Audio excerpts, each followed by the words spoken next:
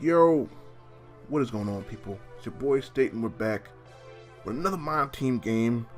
God damn it! This is my first game with a chance to go ahead and move on to the 7th seed,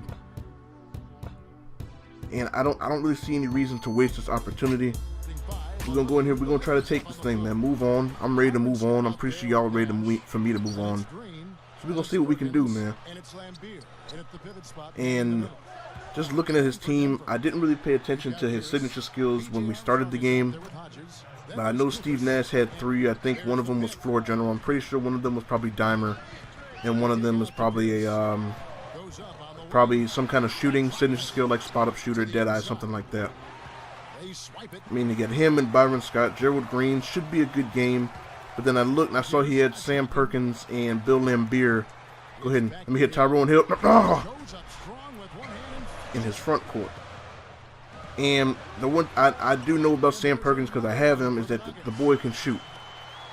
He can't really play much defense, can't really rebound all that well, but he can spread the floor. I don't really know Bill Lambier's numbers all that well, but I know he can shoot pretty good as well. So just from looking, I was like, okay, this guy likes to shoot the ball.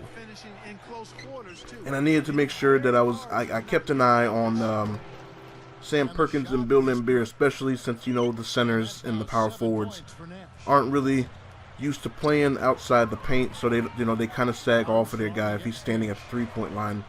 So those are easy catch and shoot threes right there. But I will say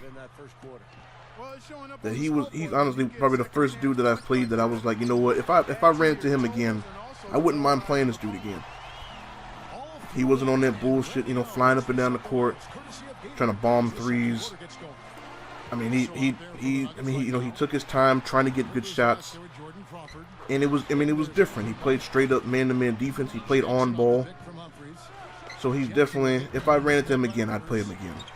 Why not? But I'd play anybody again. I don't really give a damn. But anyway, you know, he gets a good rep from me. But it's still a close game early on. The first quarter didn't go entirely my way. I took a lot of bad shots, made a lot of not so good decisions. See my boys coming off that screen. Hold on. Cash money. But like I said, he didn't really have any bigs that I was worried about defensively. So in that second quarter, when I put Bynum in, man, I pretty much just fed Bynum the ball for the entire beginning of the second quarter, man. He was doing work. Like, I haven't really run into many people that have like really good bigs, like like any gold legends or anything like that. Look how far away that he threw that alley-oop from. Like, god damn. And pretty much, like, you know, I needed to make some kind of changes because my backcourt wasn't really getting it done, so I needed to put Pierce back in. And Pierce did his thing, man. He came in, he slowed the game down. That's the good thing about having a veteran, you know, a veteran leader, man, a veteran coach, man. They know how to respond to runs like that. And then, wow. And then, you know, he went from kind of, you know, slowing it down to going full court defense and, you know, slinging the ball up the court, taking quick shots. So I was like, you know what, man, I can do that too. That's why I got B.J. Armstrong and Craig Hodges, man. That's why I got them on the team. And you see Kouf out there running the floor. You see him. Anyway. And he caught me sleeping right there. Caught me sleeping. Wasn't ready for that. Like, yeah, just out of nowhere, he just started bombing threes. But I mean, he had been kind of shooting threes all game long. It's just, I think he just didn't really know how to shoot with Sam Perkins and Bill Lambier. And I could have took that there, but I didn't because I didn't want any contact, you know, layup animations. Luckily, my boy Jordan Crawford did hit the mid-range. And I think in the first half, he shot like 1 for 11 from the 3-point line. Like, he had just been bombing threes. And I think if he had maybe, I don't know, maybe they just had bad games, like Lambier and Sam Perkins, maybe. But if he had known how to shoot with them, maybe this game would have turned out a lot differently. Because I would have been forced to score a lot more on offense than I did. But you know, I kept running my offense the way the way I'd been running it. Slow it down, give it to Pierce, work it through Bynum if he's on the floor. And he had been running that pick and fade with Steve Nash, like with the point guard and one of his shooters. And he had hit me with it twice, and he had hit a couple of fading threes on me.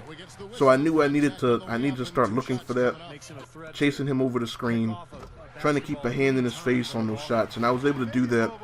Later in as the game went on, later in the fourth quarter, I was able to do that, get a couple stops, and that definitely put me in a really good position to take this game. As Lambeer misses another one. And now, the way I see it, all I need, if I can go ahead and get me another score, this game should be over. Gets me with that intentional foul, so I'm just trying to walk the ball up the court, and I get hit with an 8-second violation. Like, what kind of shit was that?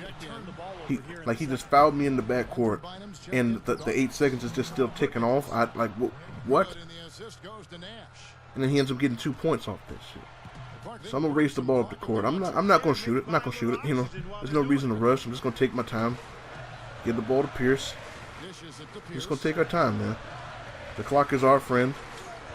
And then, get him a little. That's why I gave Pierce finisher, man. I told y'all I needed to start driving to the basket more with him. And I gave that boy Pierce closer. So when the game, was close game down the stretch, I give him the ball, let him take over. And I'm really not worried, man. He did his thing. He took me home. So pretty much all we need to do, run the rest of this clock out. And that's really my plan. I don't need to score anymore. There's not really enough time. I'm not going to give up 10 points in 30 seconds.